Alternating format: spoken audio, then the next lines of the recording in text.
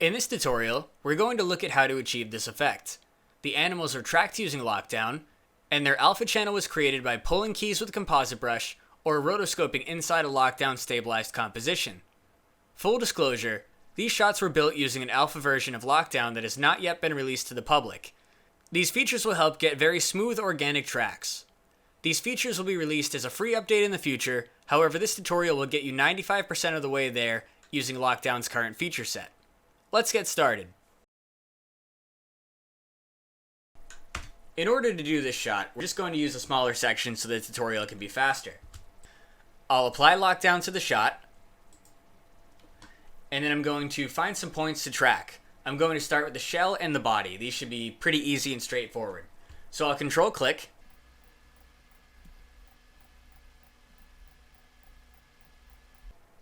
Those are my points. We can get started here. And I'm intentionally avoiding these antennas because I know they'll be a little bit difficult to track, and we'll get back to those a little bit later. I can press to track points. Let's take a look. For the most part, all of these tracking points are looking pretty good, but one of the most important parts in this process is removing any bad tracks. I can see one bad track right here, so I'll alt-click to delete it. And I can see another track jumping right here. This is okay through part of the shot, so one of the things you can do to still make use of this is at the jump, I'm just going to go to the last frame where it was good. I'll say about here it looks good. I'm going to delete backward keyframes. So this point is gone towards the beginning of the shot, but will still contribute nicely towards the end of the shot. I'm going to attempt to track the antennas in this track. And because these antennas are basically the same motion throughout from top to bottom, I feel like we probably only need to track at the top and at the end of each of them. One of the most important things we need to do is extend this mesh so it goes over the edges of the snail. That's on the shell and the body and also on the antenna. To very quickly demonstrate why we need to do that, I'm going to continue with the lockdown process.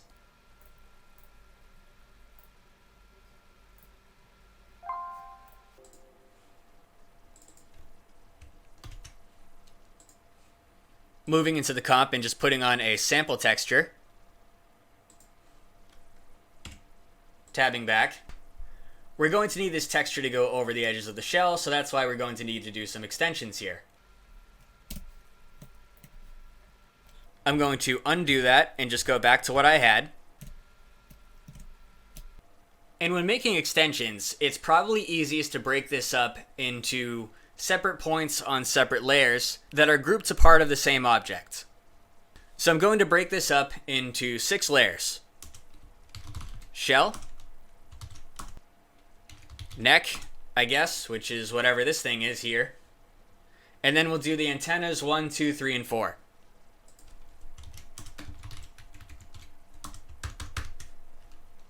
So starting with the shell, I'm going to delete all the points that aren't part of the shell.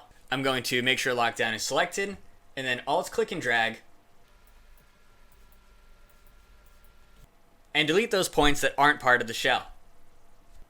To create a mesh extension, make sure Interpolate Partial Tracks is on, and then outside the edges of the shell, you can hold down Ctrl-Alt-Shift and click.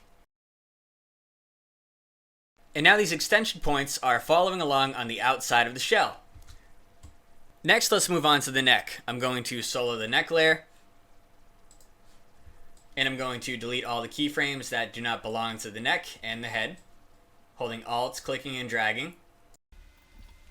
Removing the antenna. Maybe before I do the extensions, I'll see if I can get away with just a few more points, because more points will lead to a smoother deformation. Control clicking to place these points. And I'll press to track points. And I only see a few points that aren't working. I'm going to take this point here. Find the last frame where it's on and delete forward keyframes. The rest will be interpolated by Interpolate Partial Tracks. And I believe I saw this one move as well. Sometimes it helps to click and select a point and make it yellow. That way you can watch it as it moves. I'll delete the backward keyframes. And you'll notice that these 2 points, when they're dark blue, that means they're being interpolated. And you'll notice they're already moving along pretty well because they're following with the other points. Now I'm going to do my mesh extensions by holding Control Alt Shift and placing these points just a little bit outside of the body, avoiding the shell and the antennas, which we'll deal with later. Those extensions are looking pretty good. So I really want to drive home the point of why we're breaking these off into separate layers, so I'm just going to do that now using the antenna. For example's sake, I'm going to delete all these points down here so you don't have as much to look at.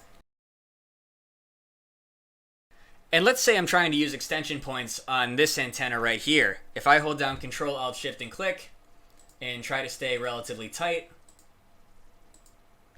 and we have interpolate partial tracks on, that actually doesn't look too bad, but you're going to notice that this point is probably being influenced by these points down here, and this point is probably being influenced by this point over here. So these points aren't really moving how we want them to with the main object. So when I take these points that aren't contributing to this antenna here, I'll just shift select them, and I'm going to alt click to delete them. I can turn off interpolate partial tracks, and then turn it back on, and you'll notice that at least here, this one is following much better at the top. However, these two down bottom might need a few extra points tracked in order to follow the antenna better. So I can do that. Actually, I'll go to this last frame, and I'm going to control click here to create tracking points. I'll try one here, and there might be some detail in the middle of this antenna. We can try to track it and see what happens.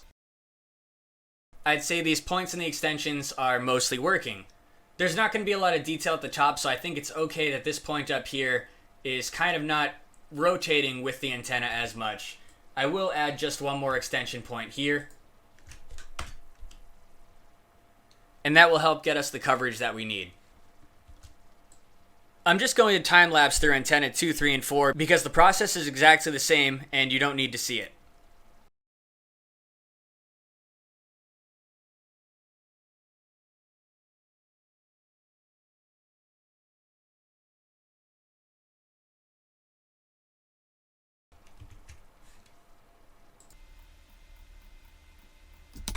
The second antenna is done. I'll skip over antennas 3 and 4. Next, we want to take all of these points from these separate layers and bring them back to our main layer. On our shell layer, let's select all points and then externalize the selected points. The reason we did our mesh extensions on separate layers is so the interpolation would only follow the points on those layers. The good news is this will work automatically because when points are externalized and then copied and pasted, the tracks are baked down into permanent keyframes and will no longer be influenced by other points. They simply are completed tracks. So to bake these all down, all you have to do is copy them. And in this copy data, they're just regular keyframes because it's actually the lockdown effect that knows which ones were interpolated and which ones aren't.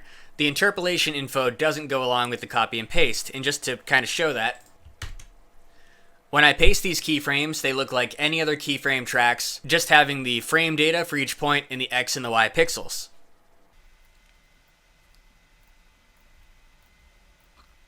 Select the first externalized point on my main track and paste.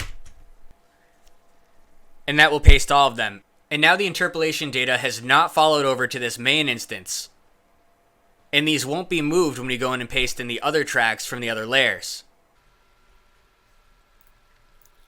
I would actually probably just hide this and make this shy, because you never know if you have to come back to it. I'm going to select all the points on this lockdown instance. And by the way, they're not showing up right now. That's a bug in lockdown 1.3. We will patch that out pretty quickly, but the points are there. If you go to select all points, you can see that these will render properly. As soon as you've selected them, it refreshes the render. We will fix that very soon. Then you can internalize these selected points, which clears out the externalized points keyframe tracks for the next layers to be pasted in. One thing you can do is just make a keyframe there, and then when you press U, it'll show that point 1. So going to this neck layer, select all, externalize, copy, and paste.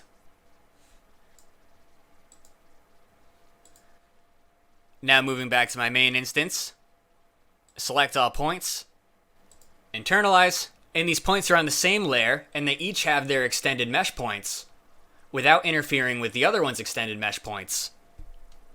So I'm just going to do that very quickly with antenna 1, 2, 3, and 4. We're tracked, and now comes the fun part. Let's create a mesh.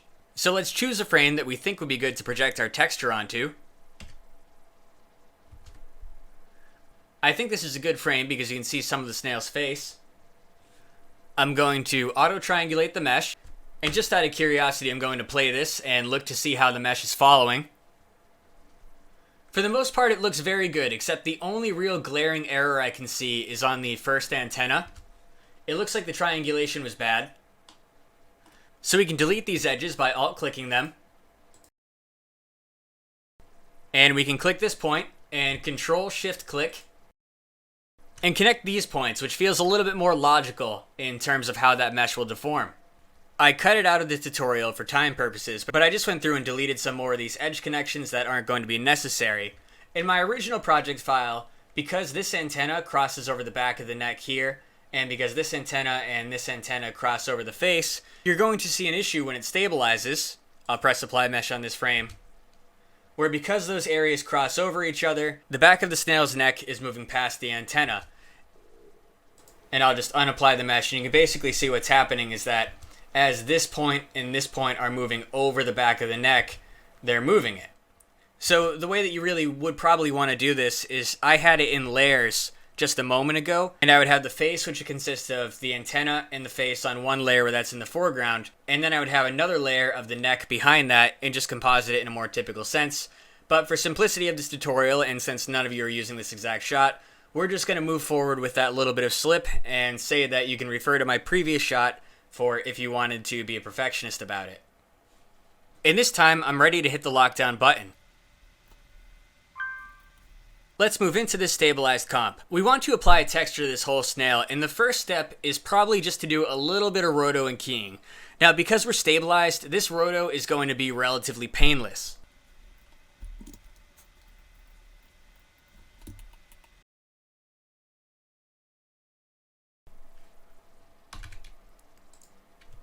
And on this keyframe track, I'm just going to go to the end of the shot and see how this might have slipped a little bit. Again, this won't be slipping on the body, so right here, this will be very locked down because there are points. However, you might be getting a little bit of slip over the mesh extensions, and that's why we have to roto this edge, since we didn't track directly on the edge. We probably could have if there wasn't this other snail in the background getting in the way and being annoying. But anyway, because it's mostly stabilized, this is really probably the easiest roto you're ever going to do. And you can use lockdown to apply masks very easily to any of your composites. Change this color so I can see it.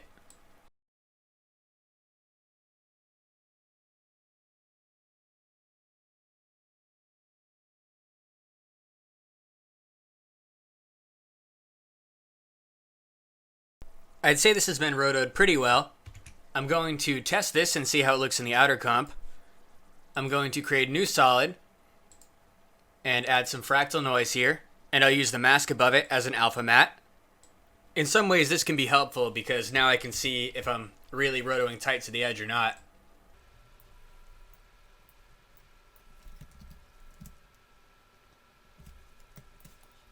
And honestly, we can probably just get away with a little bit of feathering. I'm going to set this to 4 pixels. That will likely do the job. And I'll solo this fractal noise layer. Moving back out, that's applied to the shell. I'm going to add some contrast just temporarily. And I'll set the transfer mode to hard light. And I'll play this, and you can see that this is tracking the shell pretty well. I'll remove that contrast. And I don't need this fractal noise layer. And over on this side, I can probably get away with a key. I'm going to take my stabilized lockdown layer and pre-compose it, moving all attributes into the new comp. I'll go to Effect, Vranos, Composite Brush, and I'm going to attempt to key out this green here in the background. Alt-clicking on the parts of the snail that I want to keep. That's working pretty well. I'm just going to play that and see what's happening there. Well, it looks like where the rest of the snail is moving behind him, that's a problem. However, here to here, this is all looking very good. So I'll duplicate this layer, and I'll just have the background layer. And then I'll just call this antenna roto. I'm going to be really embarrassed if these aren't antenna and if they're eyes or something. And this whole time I've just been referring to it wrong. But that's okay.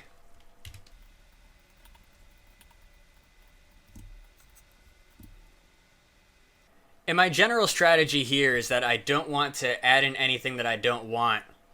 So over here, that's where that other snail is coming in through the background. I'll just go like that. Shell over here probably isn't a problem. I'm going to feather this a little bit. And I'm going to add a matte blur for a composite brush. Maybe 1 pixel would probably do it.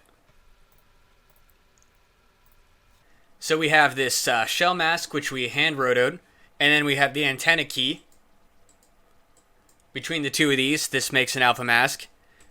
And again, if we want to double check this, I'm actually going to use a different trick this time.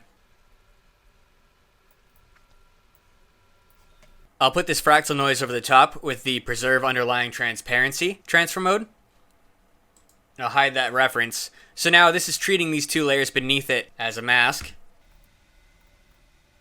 And you can see how well this is tracking on all of these pieces as one texture. Except for right there, but again, if you have a shot like this, just break it up into separate layers.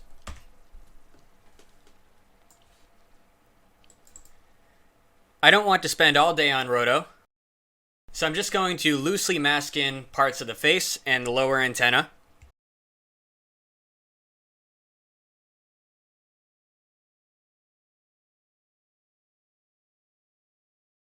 Now let's actually get to adding this rainbow texture.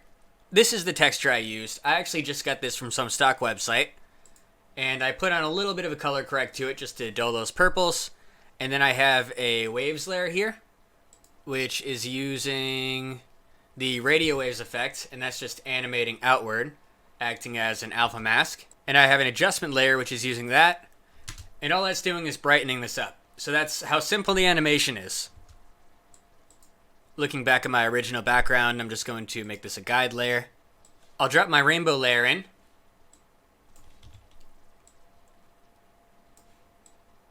And cover the snail. And I'll set the transfer mode to preserve underlying transparency. So it's using this all beneath as a mask. And for this layer, I probably want to feather this quite a bit. I'll set this to subtract. And I'll guess 100 something pixels. Let's take a look.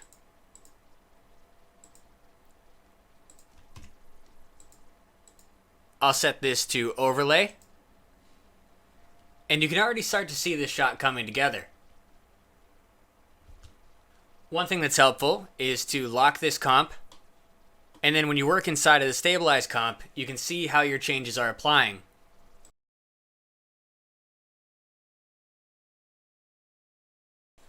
I'm going to very quickly roto the side of the face on time lapse.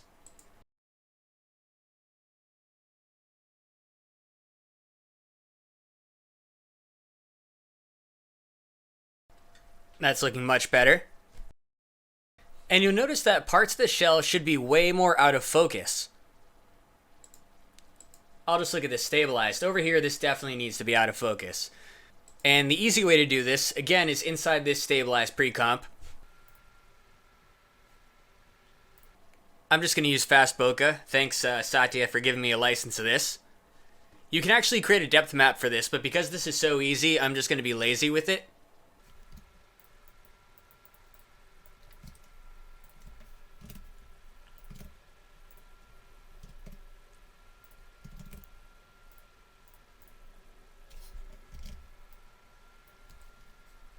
And I'm just going to refer back to my background and see what else looks like it might be a little bit out of focus. In general, most of it looks sharp except the top of this antenna here. I'll just make another adjustment layer. Also with fast bokeh. Again, this is not the most scientific application method, but because this is stabilized, this is just so easy to do. And I feel like this whole animated rainbow layer needs to be blurred just a little bit. By the way, let's see what this looks like animated. Here's what it looks like stabilized.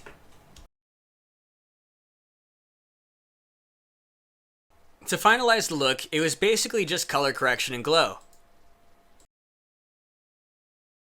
I cooled it off significantly. I desaturated the background. And I darkened it a lot. I'm not going to match exactly what I did, but this is kind of just for example's sake. And then I threw an adjustment layer over it and used deep glow.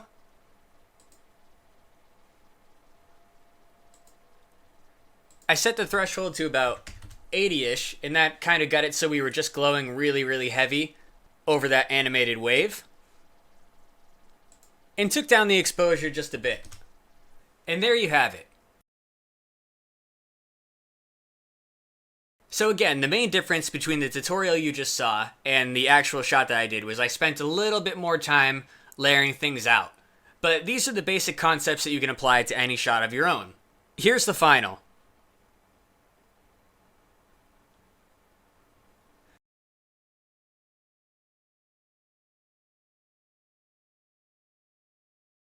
Thanks for watching. For more info, check out aescripts.com/lockdown.